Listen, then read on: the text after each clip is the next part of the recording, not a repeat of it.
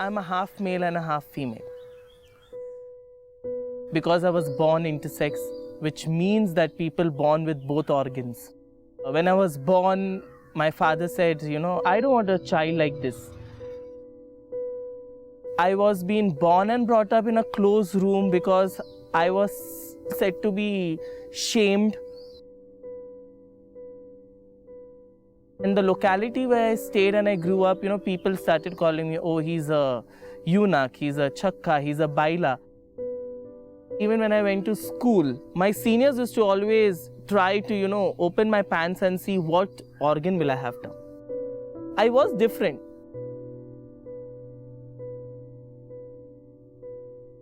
I physically born as a boy, but emotionally I felt as a girl.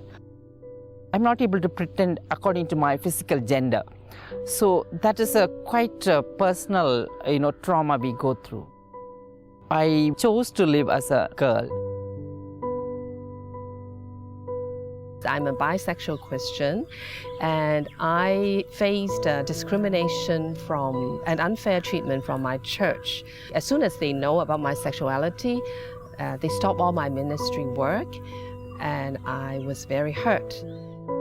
And so eventually I left the church.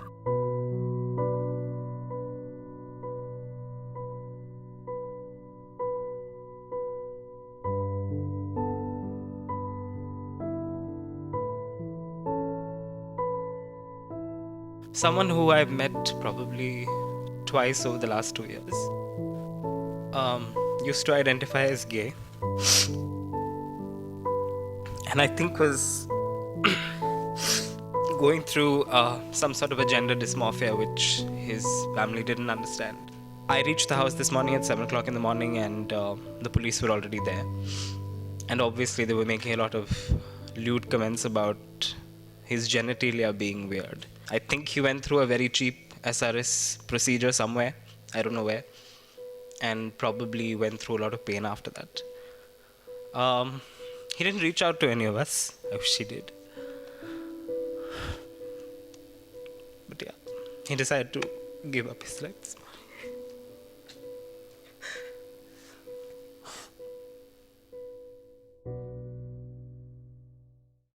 While the endeavor to understand human physiology, that of sexuality and gender diversities continues, the phobia against those who are different in their sexual orientation and gender identities is a matter of concern. Today, the world is divided in the aspect of criminalization of those who engage in same-sex behavior. A 2011 United Nations report observes a pattern of discrimination and violence based on those who are different in their sexual orientation. While the Western countries have accepted to a certain level such diversities, the Asian context has had its own struggle in being able to understand such diversities and even legally discern the atrocities upon them.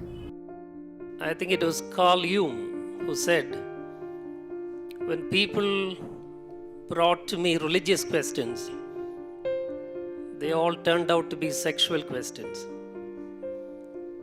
And when people brought to me sexual questions, they invariably turned to be religious and theological questions. This tells us how important this issue of human sexuality is. We were very clear from day one that when we say human sexuality, we don't only mean sex. We have to look beyond human sexuality as a work with only people with different sexual orientations. There is a human being at the center of it, a human being with emotion, a human being with his own behavior, his own choices. When we talk about gender and HIV, we often, in our context, talk about gender as women. But clearly when we are talking about gender, there's gender identity, there's sex, there's sexual orientation, and as very well described sexuality and how it is interpreted. I was hoping that churches across the country switch to something which I call positive sexuality, and it's a very simple term. The term is basically that within churches, it's not just the LGBTQ who are suffering with terrible ideas of what sexuality is all about. A healthy sexuality is something that's required by people from the straight community, the queer community, anyone who has a healthy sexual life or an active sexual life. Human sexuality is part of who we are, and it also points to what we are becoming, not only as individuals but also as society. It could be seen as a part of an intimate relationship, it could be seen as pleasurable, a wonderful, loving aspect, something that binds people together, but it can also be seen as dirty, it can be seen as oppressive, disempowering. So faith has to play a role to introduce these issues in the context of respect, of respecting creation, respecting the other, be it a woman or a child or a man. The National Council of Churches in India has been working in the field of HIV and AIDS since 2001. In the process of removing stigma and discrimination from these communities, we found that there is a group of people, we call them key affected people, and we saw that they are totally ostracized by the churches. While we have reached a comfortable phase of talking about HIV and AIDS with churches, it's been a struggle to talk about human sexuality with churches. What we have seen in the past 2 years of NCCI Isha program's engagement with 6 member churches and 8 theological colleges, we have seen a phenomenal change in attitude towards those who are different with their sexual orientation and gender identities. Whenever we try to introduce something that is not traditional, the church in general is hesitant. When we keep on persisting and making them see in the light of the gospel of love, justice, peace, we find churches responding.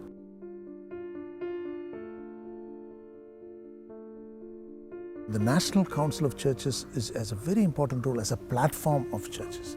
So it gives all the different voices of different churches to come to the platform and to share their challenges, their achievements, how are they able to deal with society as a whole in the aspect of human sexuality. So it's not necessarily to say that you do this or that, but rather as a sharing platform. It was in February 2017 that the NCCI played a leading role in bringing together 50 delegates from different parts of Asian countries for a consultation in Ecumenical Christian Center, Bengaluru. These delegates were church leaders, academicians who engaged with human sexuality, as well as Christian members from the LGBTIQ communities.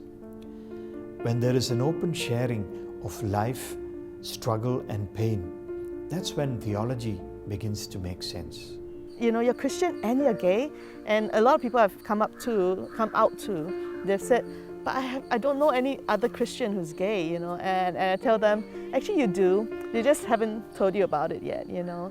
And so I think a lot of that is on a personal level, is on a relationship level. I think that's where things start to change, because once you know someone who is gay and who is Christian, who truly loves God, then all the stereotypes kind of come falling down, and that's when we really start to dialogue. That's when we really truly understand another person as a human being. The question always that comes to my mind is, you look at me on a human point of view. Why do you keep the sexuality before my humanity? Faith has kept me strong because nothing in this world can stop me believing in the God.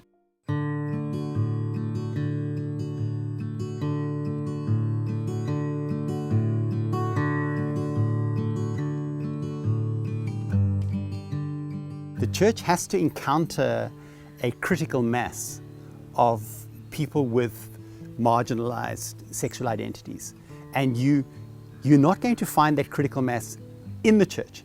It's in the church, but it's invisible in the church. It's hidden in the church. And so one has to move into NGOs, organizations of LGBTI folk, some of whom are Christian, and allow those groups to set an agenda for their engagement with the church. And our experience is that when the church begins to work with those groups, they discover human beings, they discover real people, they discover their sons and their daughters. And that is where the transformation starts to take place. Feminist theology has often spoken of not God speaking creation into being, but God listening creation into being. Listening becomes a creative act, and perhaps we can begin to do this, that we as the church and as Christians have realized that we've lost it. That we have taken on a messianic task in which we are out to save everyone, and frankly, if we look at church history, we have failed and failed again. Perhaps the time has come now for us to listen to those very people whom we set out to save. And through this, bring salvation to ourselves. I have not done enough. I didn't do things right enough. I must confess that more than not, I have advocated for LGBTQI communities without their involvement. I thought I was doing well until I got here. Positive examples and experiences brought about much room for change and transformation in the consultation. What we saw was some inspiring examples from South Africa and United States of America. The Kairos document changed our lives theologically.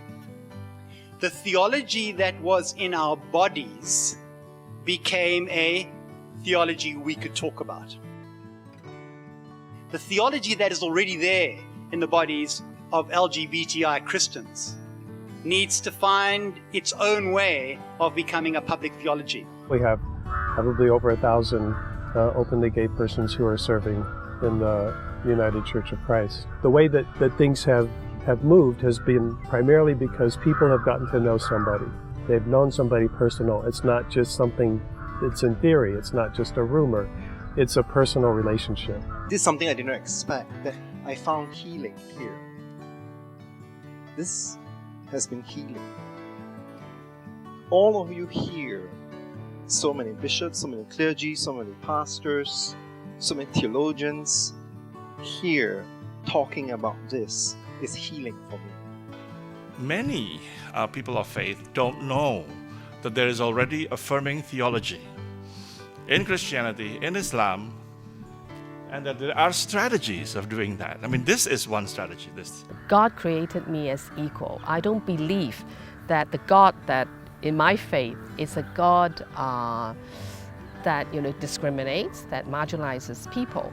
So I started to study theology to get to know more about my faith. The positive aspect in my life happened from my home, and I was able to, not in the regular college, I was able to complete my undergraduation and post-graduation in English literature and public administration. Then I took up this issue. Then I decided we have to work in the policy level changes. By inviting these friends into our midst, or by enlarging our tent, we are not doing a favor to them, but instead we are flourishing our own humanity. Why have we chosen for all these years to walk away from the real essence of faith and religion, that is of love? Why have we been so hesitant to talk about what happens to our bodies and what happens inside our bodies in a positive way? We have learned that it's so important to get our conversation right when we have to deal with something so sensitive as human sexuality and gender identities. Unless we get our conversation right, it will only lead us to much negativism and despair. Not only can I be Christian and gay, but that I can actually be okay with it. I do not need to keep hiding the shadows. I do not need to keep questioning who I am. I can stand up and I can be proud. I can be courageous. I can be who I am. I may have a gender, but my soul has no gender. Some of the religious leaders in my life have played so much important role because they have accepted me the way I am. Join us then on a journey of life, a journey of discovery, of partnerships which will lead us to roads less traveled and mountains never climbed. Let us learn together